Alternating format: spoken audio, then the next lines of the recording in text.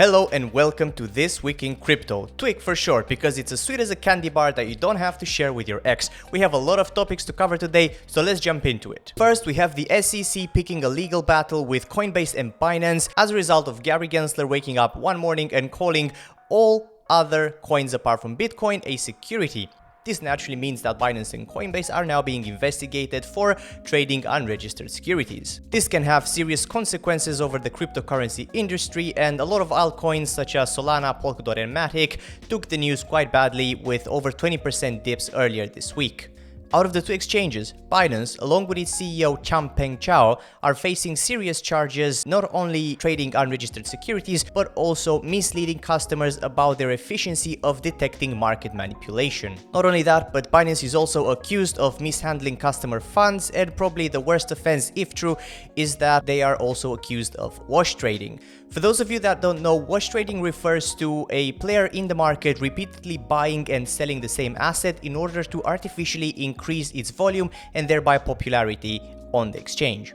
These are all allegations at the moment. We'll just have to wait and see how the situation develops in the future. However, Gary Gensler and the SEC would do well to focus on known bad actors in the market rather than try and find dirt on other players first. How come FTX managed to cause billions of dollars in loss and we don't have a lawsuit yet? That's because Gary Gensler likes to choose his favorites, and it wouldn't be the first time he does so. And this brings us to the next big topic this week. You see, when you call all cryptocurrency apart from Bitcoin a security, you're going to piss a lot of people off. And a lot of people might want to be interested in digging up a few facts about you. Well, it turns out that in 2019, none other than Golden Gary Gensler was actively shilling his friend's project Algorand. Just check out this clip. So governance is tough. You could create Uber or Lyft on top of a blockchain technology today. Well, maybe in 5 years you could. It would have the performance. Sylvia McCally's Algorand, who's a Turing Award winner at MIT that I work with. Sylvia's got a great technology that has the performance. You could create Uber on top of it. The question is then, who would update the software? So he's going from you're able to build Uber and Lyft and other kind of technologies on top of chains such as Algorand to now calling everything in crypto a security. Nani? Tiny bit suspicious, Gary. Tiny bit suspicious. Not only that, but it also turns out that he actually applied to become an advisor for Binance back in 2019 and reportedly had meetings with its CEO Changpeng Zhao before eventually being turned down. This brings us to the next topic as far as Gary Gensler versus cryptocurrency is concerned. United States Representative Warren Davidson has recently put forward a motion to restructure the SEC in an act called the SEC Stabilization Act, whereby he's asking to fire Gary Gensler and completely restructure the organization from the ground up. I quote, "US capital markets must be protected from a tyrannical chairman, including the current one. That's why I'm introducing legislation to fix the ongoing abuse of power and ensure protection that is in the best interest of the market for years to come. It's time for a real reform and to fire Gary Gensler as the chair of the SEC."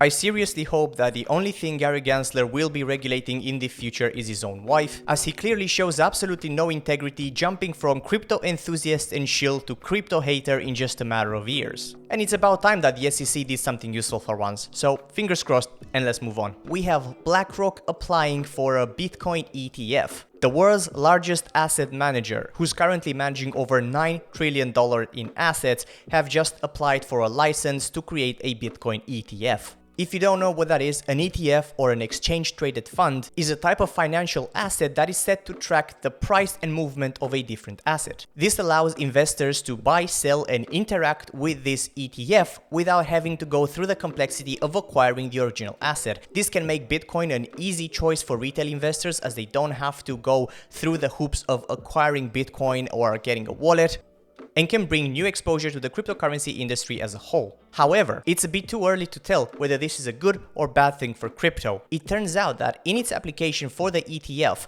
BlackRock mentioned that in the event of a hard fork, they may not choose the asset with the most value. And I quote, "There is no guarantee that the sponsor will choose the digital asset that is ultimately the most valuable fork." Basically, if this was to happen a few years ago, BlackRock could have theoretically chosen to continue to track the price of Bitcoin Cash instead of Bitcoin.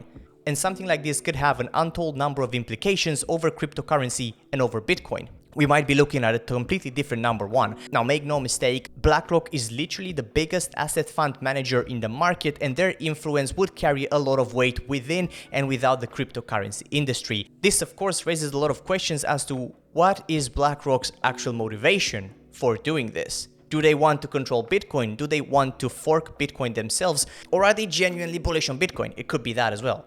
What do you guys think BlackRock's intentions are? Do you think they're genuinely bullish on crypto? And what do you think is going to happen? Do you think BlackRock's going to have a good influence over the cryptocurrency industry? Do you think the ETF is going to be accepted? Let me know in the comments below.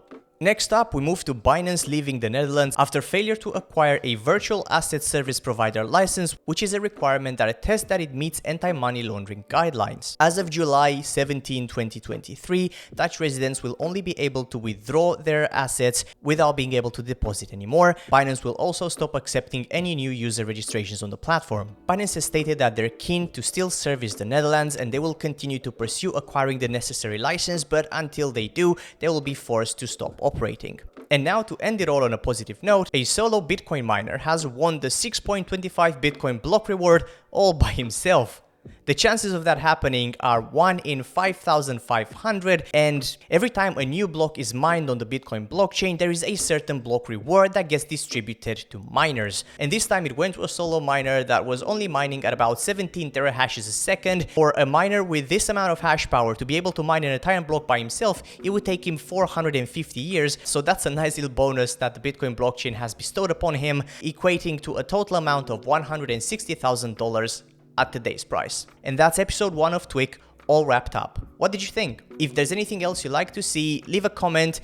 If you enjoyed this video, give it a like, and if you haven't subscribed yet, what are you waiting for? And finally, if you're into algorithmic trading, do check out this tool that I've been working on for the last 2 years alongside a talented group of developers. We called it ACR. It's an algorithmic cryptocurrency trading solution that allows you to trade in so many ways. You can also copy someone else's profitable configurations. You can paper trade. Do check it out. It's free to use. You can get started below.